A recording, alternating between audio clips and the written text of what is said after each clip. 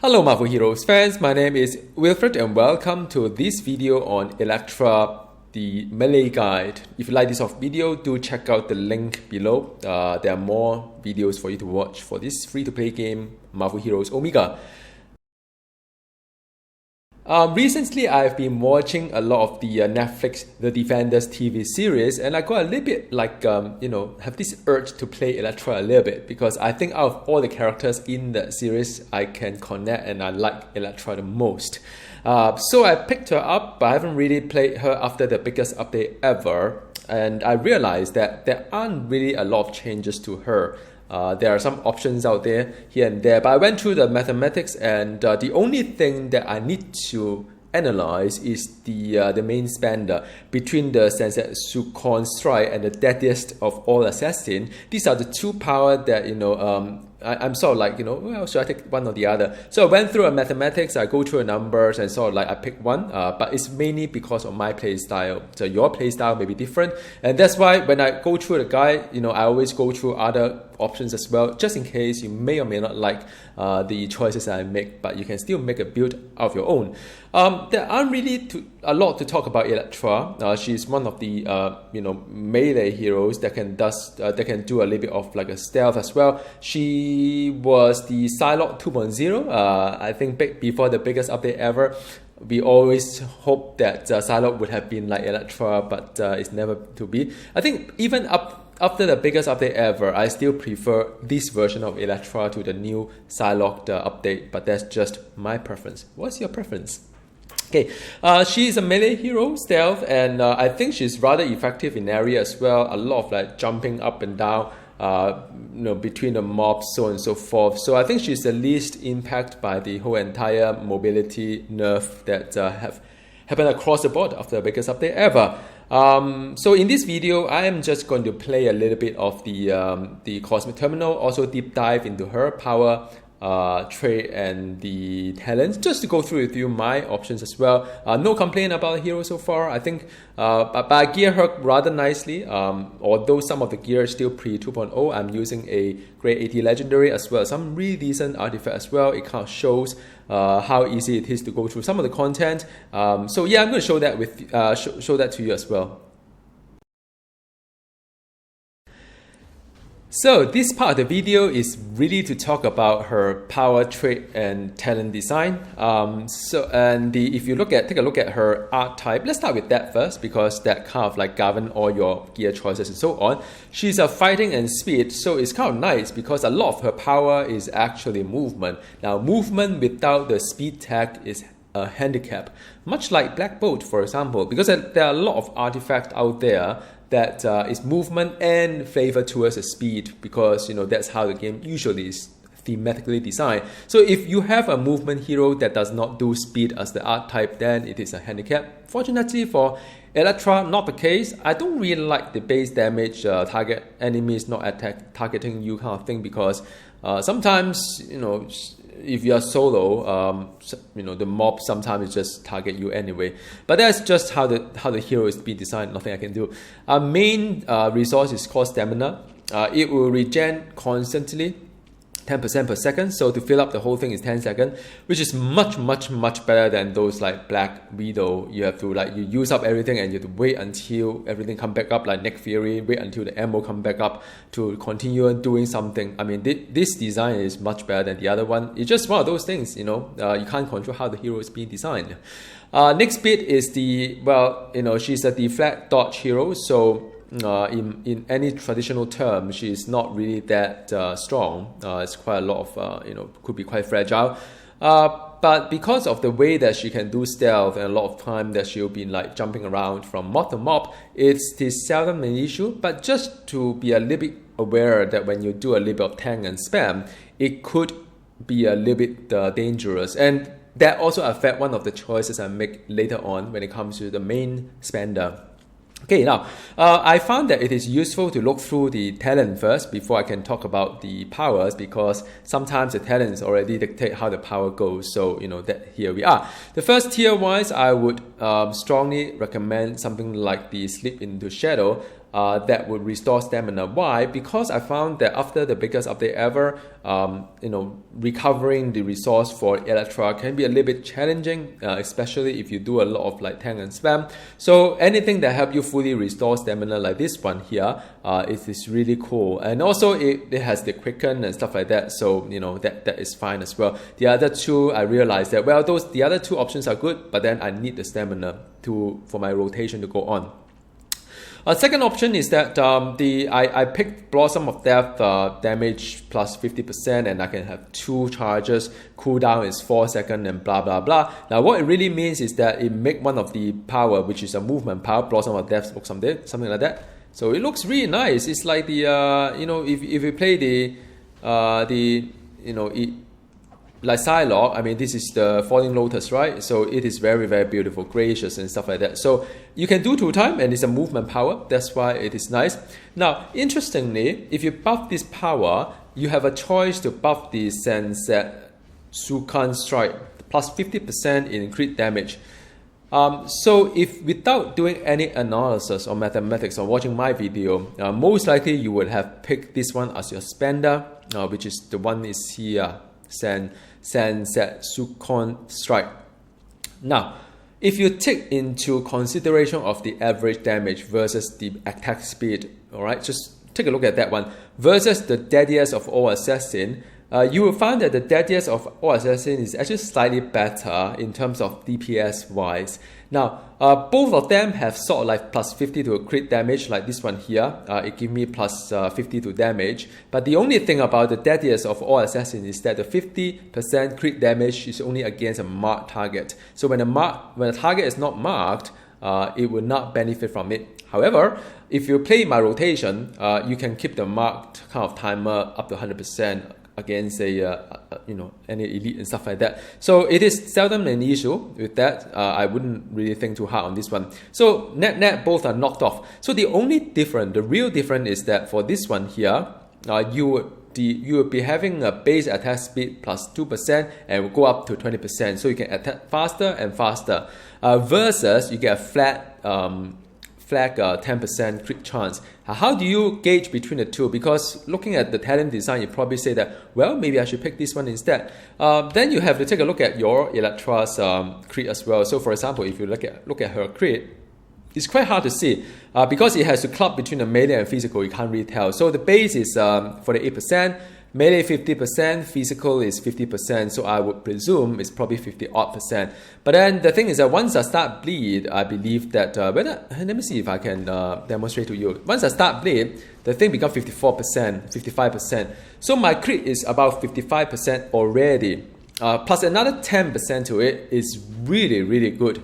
The deadliest of all assassins is really good. Now, another good thing about if you play Elektra, you realize that seldom do you really tank and spam. So in order to make your Sunset Sukan Strike work, you have to stand there, hit 10 times. 10 times is roughly about 4 seconds or so. It is very, very rarely you can like 4 seconds onto the same target with all these animations so on. You don't like miss the 3-second timer. It's kind of rare.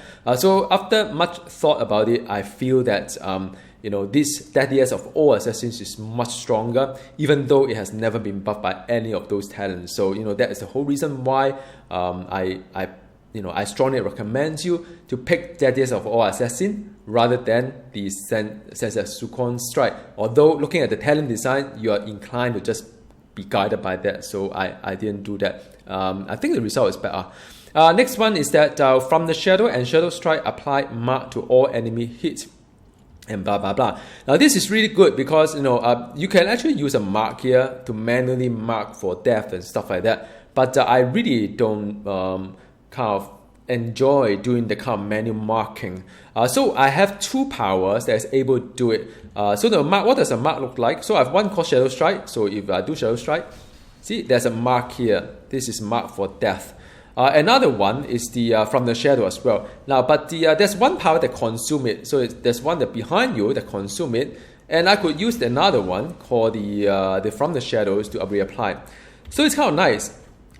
You must remember what apply marked and what consume marked. That's all you need to do when you play Elektra. And that's why I like Elektra a lot better than Psylocke, because of all this mechanic. So from the Shadow Strike, apply marked, and after that, behind you, consume mark. So naturally, you want to apply, consume, and then apply again. You want to keep the mark uptime to be highest so that you can continue your deadliest of all assassin will have the really high kind of like crit damage against it. That's the whole business of it. All right, so I hope that gives you some idea.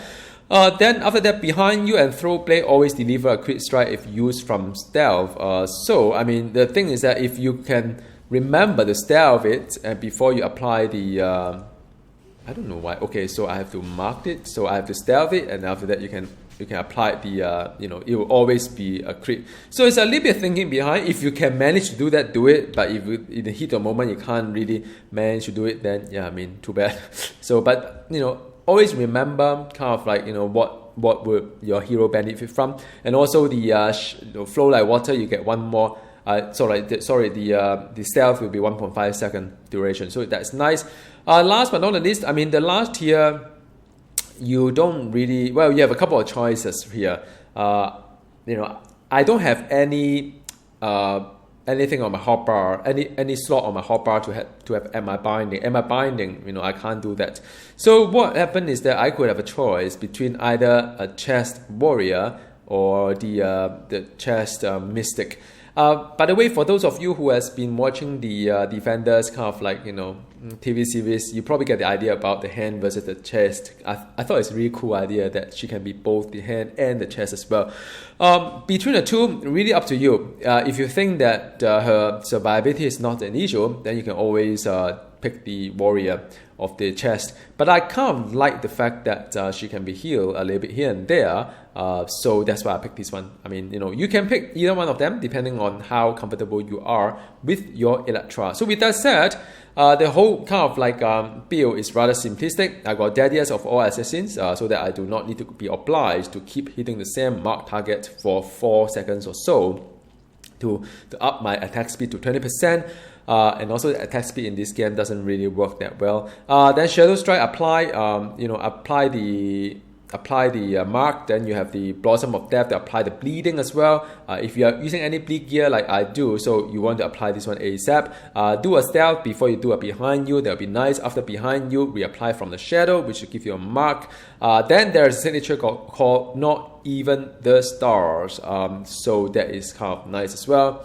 You'll be invulnerable. And by the way, when you do Not Even the Stars, you mark everything. Just in case you kind of like there's some rotation kind of like gap here and there. Target not marked, that's okay. Not Even the Star, we'll take care of it. Last but not the least, Slip into Shadow. I feel it's kind of nice. It gives you the kind of like kind of huge buff to that, and also you are being invisible as well. So you are quite kind of like you play the invisible game quite a fair bit. So I hope you got some idea how to build your Elektra. I don't really think there are many other kind of like deviation from this build that I'm having. Of course, you could do a little bit of range here and there, but it's just not something that I feel from the number perspective. I'm just not convinced that it is that great. So that is one. In terms of gear wise, just pick anything that like for example for my artifact, I pick anything that is more crit, brutal, stuff like that.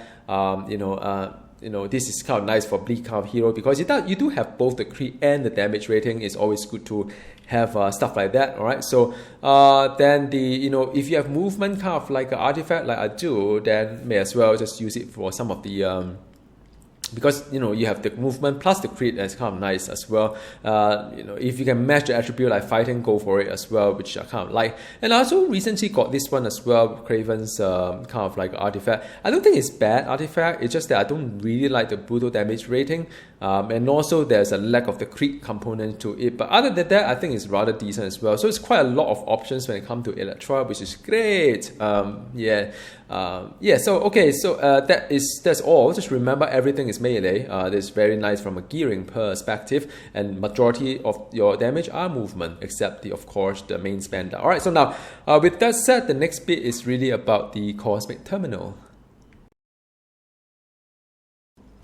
Cosmic Daily Build Gold, and I am going to just enjoy myself here. Who knows? I would like to have the legendary for the movement heroes, but we'll see. So you can see that it does flows quite nice, and ooh, wow, things are dead already. There's quite a lot of things that you can do. Ooh, Splinter, nice. You need a lot of those for the Cosmic Prestige. No kidding. Okay, so just dispatch some of this thing. You know, it's a lot of mobility. I liked it. Like, you know, you can run around quite a fair bit, and the you know, yeah, it's got a lot of running around, and it's really fun to just like play. Well, okay, fine. This guy's really annoying. Okay, you don't mess with Elektra, really. Elektra can take 1 against 4. Iron Fist, Luke Cage, Power Woman. Is it called Power Woman? Yeah, Jessica Jones. As well as the, there's one more. Can't remember which one. Daredevil, of course. Yeah. So, yeah, there you go. You can actually very graciously from here to there, from here to there, you know, kind of thing. Yeah, very nice.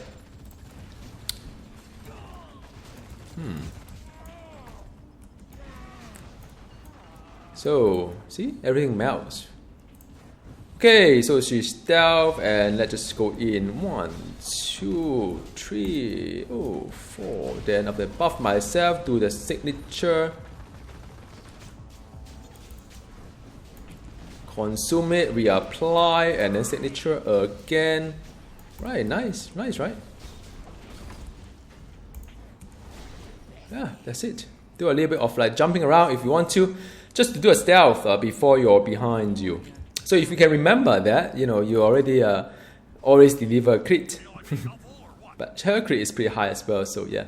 Rhino. So how much do you think, I'm a bet to Deadpool's gonna die by the end of this battle?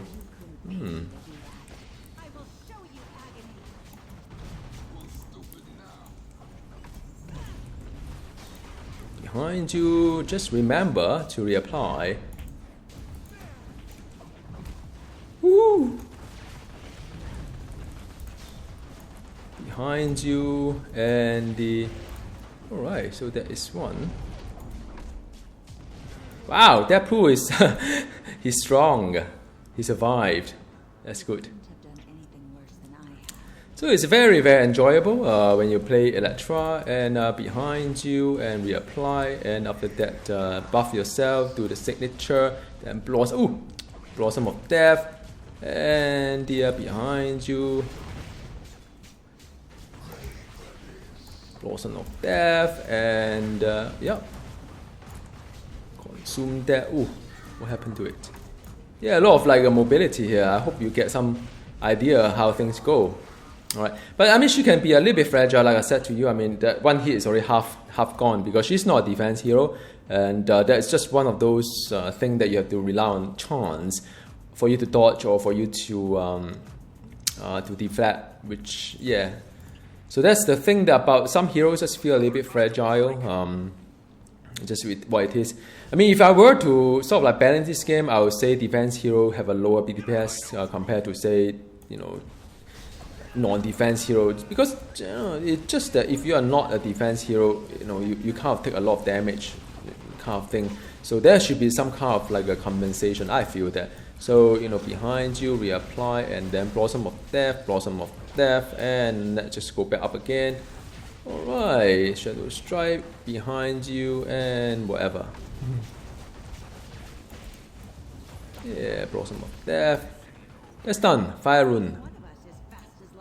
Unique. Crafting material for more rowing. Alright, so I hope you have some idea. And then after that, you're Craven.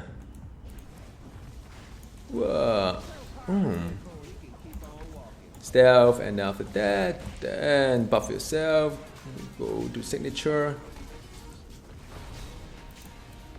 Behind you, then reapply the strike, then Blossom of Death. Behind you, then after that strike again, and that's about it. Another team up gear. Alright. Okay, last one I'm going to use the ultimate, if that's fine with you. So I'm just going to run a bit of my rotation, and after that I'll do my ultimate, which I have to sort of like press a U button. Cool. Alright, do the strike. Okay, so I marked him, then okay.